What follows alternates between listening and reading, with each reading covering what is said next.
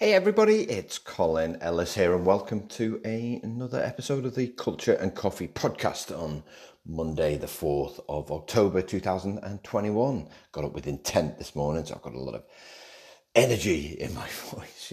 You'll be pleased to know. Unlike normal, when I just kind of collapse out of bed and be like, oh God, I got to do the podcast. Why did I start it at this time in the morning? So how was your weekend? How you doing? How you doing? Kids are back at school here today, actually. So we're at the end of so this is the start of term 4. And of course, by what I mean by the kids are back at school is the kids are still at home. And of course, we're not homeschooling them. We're just making sure they get up, they get showered, they get dressed, and they show up. So yeah, out on the hour went forward. It's weird, actually. It's the first time probably in about 6 weeks I'm getting up, and it was dark when I got up because we started summertime here, which is great, and it felt like summer. It felt like spring. It was a real beautiful, warm shorts, t-shirt, spring day. I don't know. There's still the pom in me. Pom.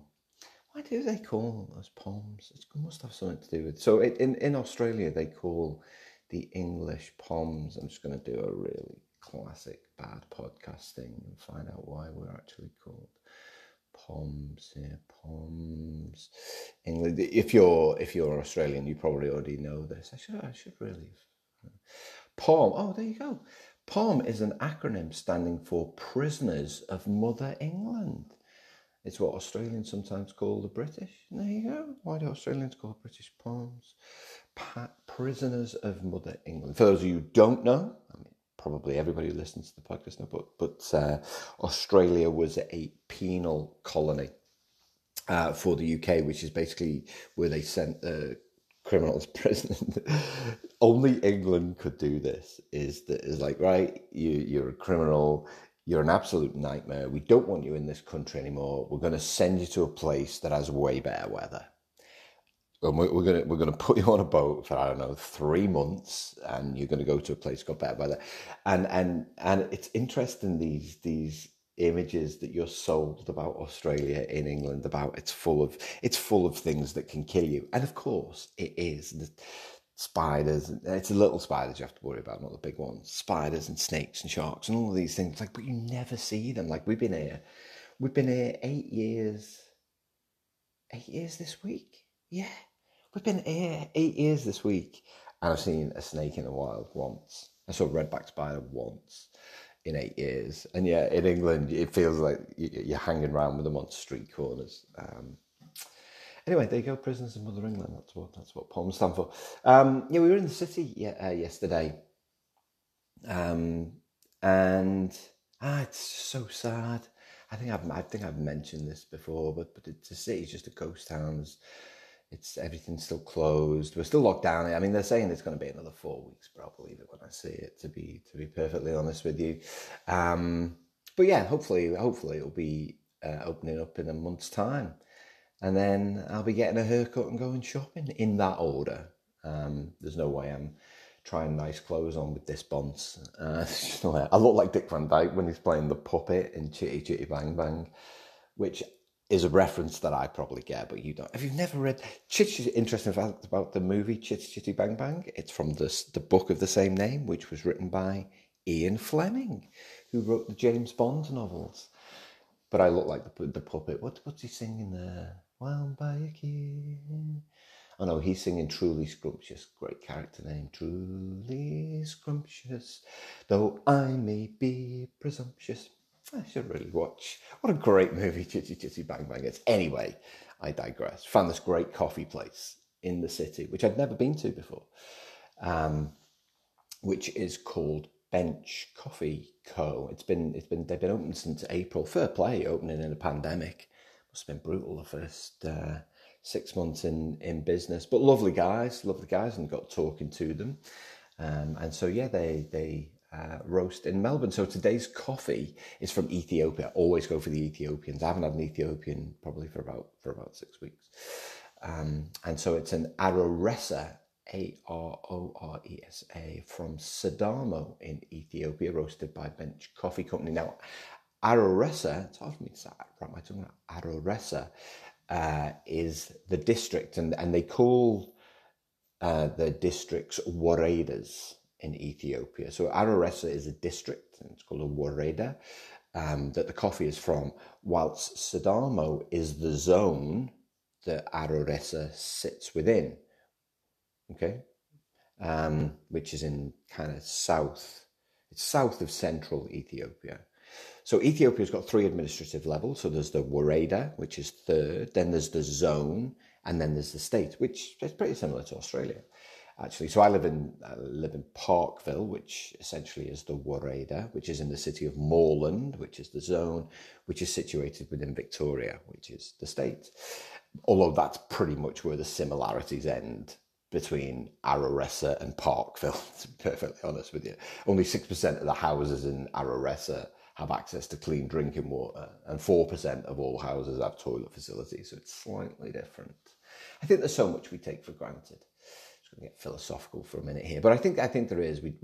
I try and talk to the kids about this. You know, every now and again, I'll regress into my own upbringing and talk about what I had and what I didn't have, if that makes sense.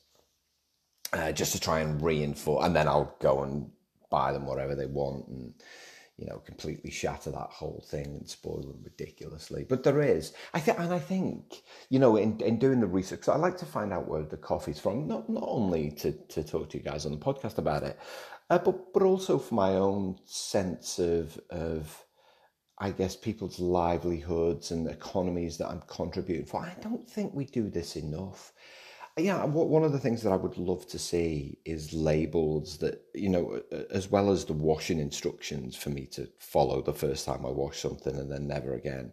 I'd love to know a little bit about where stuff was actually made. I think it would change some of the choices that we make if you knew where stuff was from. I having done all of the research on the coffee, it's nice to know, or I'm hoping that, the money that I spent on a bag of beans actually makes it back to Aroresa so that they have further investment in infrastructure. It's one of the reasons I love farmers markets is that you actually get to buy from people who actually produce the stuff. And I can't wait for farmers markets to open up again. So this particular coffee, it says on the beans, which I have here, it's got notes of blueberry and mandarin and an aroma of lavender. That's the first time I've seen that on the packet. Let me just see if it's got on. This is where you hear me sniffing to see if it's got an aroma of lavender. Yeah, no, not really. I can't really smell anything. Maybe it's too early. Blueberry and mandarin. My dad does this thing, and I miss him, actually. I haven't seen him for so long. But he does this thing where he starts... I can't believe I'm doing this on the podcast. He starts drinking like it's tea. He doesn't drink coffee before his lips have even touched the... So he does this. So he starts sipping his drink before his mouth is anywhere near to the cup. That's really nice, actually. Yeah, definitely getting the mandarin. Anyway, I'm going to talk about faking culture today. I'm constantly, I think I mentioned this in the past, so I constantly read articles, research. I think it's really important for me in my job. I'm running a culture workshop this week, virtually, of course, and I want to be able to talk about the latest research. What I never want to do is deliver old stuff. So at the weekend, I use an app called Pocket, and throughout the week, particularly when I'm delivering, I'll notice an article that I want to read, and I click it to save it to this app called Pocket, and then at the weekend I'll sit down with a cup of coffee, and read through some of these articles. I read a really interesting article on the BBC, I think it was, at the weekend, about a media company collapse in the US. And so much, there's so many interesting things about this media company, but there was one sentence that stuck out for me in this article. Let me just get it up here. It says, "It is common here being Silicon Valley, it is common here to say your company is bigger, more innovative, more successful, more connected than it really is. It's seen as hustle or hype. However, the fake it till you make it culture, as it's sometimes referred to, has led to some of the biggest scandals in Silicon Valley history. And there's another story in the news at the minute about a company called Theranos, which is going through litigation. Its owner is going through trial at the minute. But I just thought it was interesting, this fake it till you make it culture. And it really got me thinking about culture generally, and the cultures that you've been part of, the cultures that you've seen, some of the stories that we've read, and the times that it's been good, right? And I thought, well, it'd be a good topic for the podcast to talk about faking culture, just to give you some insights into things that you can spot to see when your organization is faking culture. Now, this is not what I don't want it to be used as, like a tick list. Got ya! Listen to a podcast, talked about faking culture, and he said this would happen. He said it would happen. It's not a tick list, but it's an opportunity for you to spot some of those things, because, life is one big learning opportunity, and my goal with the podcast is to give you some insight so that you can do things differently. It's not about blame. It's not about pointing the finger. It's about recognition. It's about learning so you can do some things differently, because I want you to be able to build your own cultures that learn from some of these lessons. So when it comes to faking culture, there are some major examples and some minor examples. So some major examples, I'm thinking off the top of my head here. Some major examples might include things like having a diversity and inclusion policy and rolling out training, but then still hiring the first available middle-aged white man to do the job. All right. So I'm often critical of organizations that fail to deal with the bigger issue, which is addressing the behavior of individuals. It's addressing recruitment practices. And I did a series of webinars last week about hiring for cultural fit. And, in it, I gave a quote from the head of HR for Google Australia. And she said, for us, diversity is about hiring a group of people that represent the customers we serve. And I love that because it's not all middle-aged white men in a boardroom. So often what organizations will do is say, we're committed to diversity and inclusion. We're sending everyone on a training course, right? So that is faking culture. Now, I'm not saying the training's not important. Of course it is. But the bigger issue at play here is behavior. Because, I remember speaking to someone from Amazon when I was writing Culture Fix, and I said, what do you do from a diversity and inclusion perspective? And they said, we hire people that value it. So, it's something that we address as part of the interview. Other examples of faking culture. So something else I've talked about on a previous podcast, having a set of values that mean nothing, like nothing. They're just words on a piece of paper, and often they're behaviors. They're not even values. You look at them and you're like, what do they mean? Scouts like, what do they mean? What do they mean? They mean nothing to me, those values. But what do they actually mean? Having policies around behaviour that apply to anybody but senior managers. They apply to every single person, but if you're a senior manager, somehow they don't apply to you. Not addressing concerns with regards to bullying, harassment, misogyny, right? Just assuming that those things will go away. You see these all the time, right? There was a major music company about 3 months ago, and the scandal hit the paper here in Australia. And they've been going on for years. And you're reading all these horror stories from these poor people who've been part of this culture and said, yeah, we've been reporting this stuff. And yet at the same time, you see on a webpage on that particular music company, and I went on there and it talked about their culture and how great it was. I'm like, faking it, totally faking it. You don't do any of this. I watched a documentary about the computer company Commodore, which is from the 80s and brought back memories of my childhood. And again, they talked about in the documentary, Commodore very much promoted as a progressive culture. They wanted to hire the best developers at the time, all of this kind of stuff. And then they made everyone redundant via a press release. But I think as well, so there's some of the more major ones that show themselves, but for most people, it's the little things every day. It's the little things. It's things like senior managers telling you what the culture is. We have a great you hear a manager going, we have a great culture, and you're like, well, how do you know? You're never here, you never see it, you're never part of it. All you do is back-to-back meetings. Or managers who try and create harmonious environments where everybody's happy. Listen, I want happy people to be happy in every culture. The fact of the matter is you can't keep everybody happy all of the time.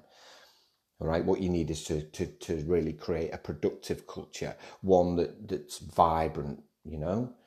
How else does it show itself? Low trust, right? Hybrid working, which I've been writing about and talking a lot about recently.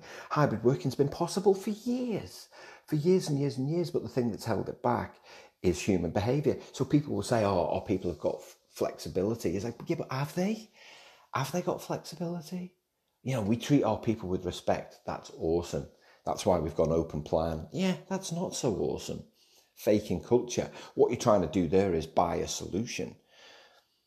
You know, and there's some good in, don't get me wrong, these things aren't done deliberately. I think sometimes people want to do the right thing with regards to creating a good culture. They do. They just go about it in the wrong way. You know, pre-pandemic, everyone was going agile. What everybody wanted there was increased flexibility. They wanted to be able to respond quickly to the changing nature of work. But they faked it by rolling out a method.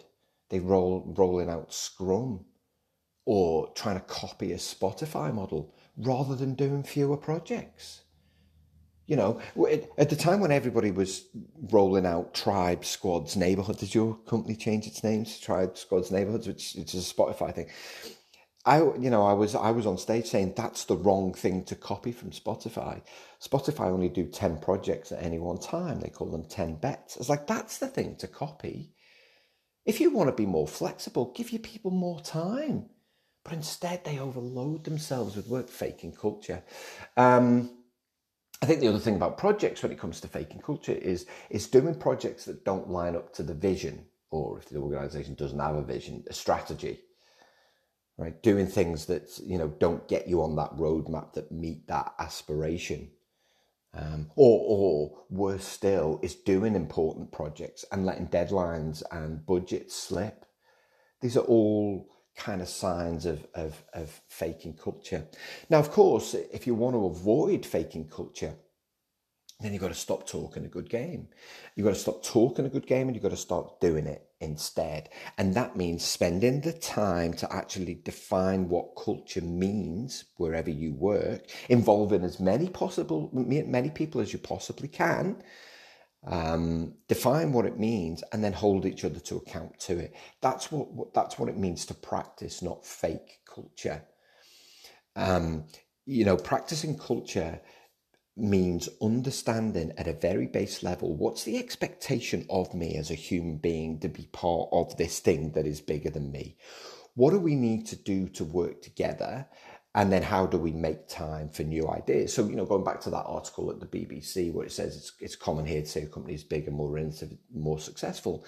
You want to actually be able to demonstrate that, you know, and there are so many organizations that are soon doing so many great things for culture, where and they're putting it out there, which is great. They're talking about, these are the people that win awards, right? The people that win awards don't fake their culture because they're able to practically demonstrate the things that they're doing to ensure that people are not only engaged in their work, but they're contributing on a daily basis and they're happy as a result of that. At the end of the day, fakes, they always get found out, always. And the same is true of culture. The thing, the difference with faking culture is, unfortunately, it can ruin people's lives. So you want to make sure that never happens. On that happy note, I'll leave you. Don't forget to tell others about the podcast. If you enjoy it, I mean, if you hate it, you know, stop listening and don't tell them about it. Don't be like, oh, I'm listening to the Culture and Coffee podcast. Is it good? No. I listen to it because it's rubbish and you should never listen to it. So don't tell them that. So you've got to listen to it. It's good. You might learn something. You can subscribe. You can write to me. You can follow me on LinkedIn. All of the, or just do a bunch of things that have nothing to do with this podcast, but make you happy. Until next time.